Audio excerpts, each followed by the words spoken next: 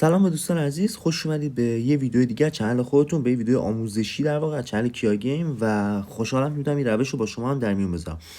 دوستان تو این شرایطی که هنوز نت به صورت کامل وصل نشده و انگاری در واقع آزاد که نشده اینترنت، یه جوری میشه گفت فیلترنت در واقع یعنی اینترنت نیست، اینترنت تعریف مشخصی داره و طبیعتا اینترنت وصل بود الان شما خیلی کار بهتری میتونستین با این و تو این شرایط انجام بدید.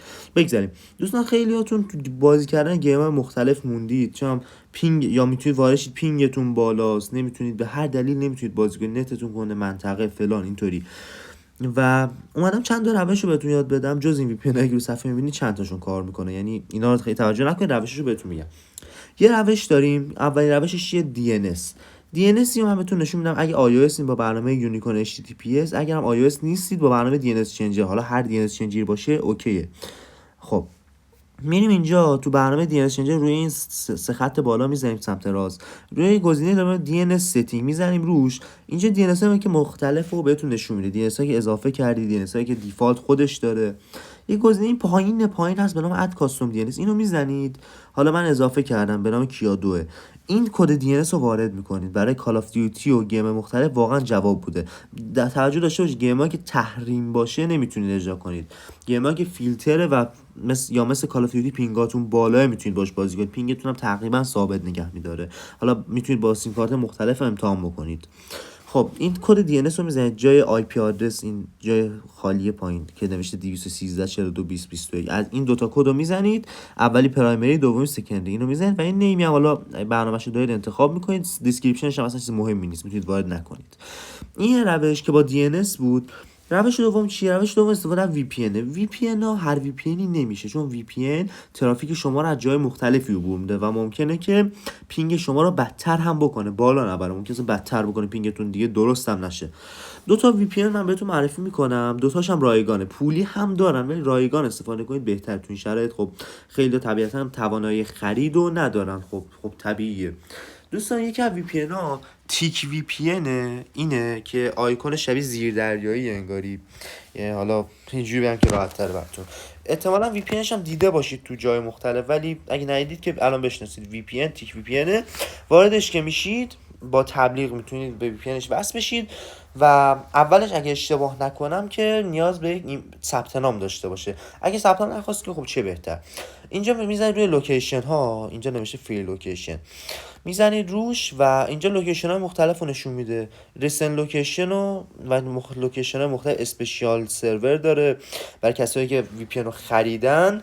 میتونید برای گیمینگ مخصوصا سرور داره، اصلا خودش زده سرور پابجی داره و پابجی، روبلاکس، فری فایر. حالا متاسفانه کالافو نداره ولی میتونید توشون استفاده کنید، شاید درست باشه.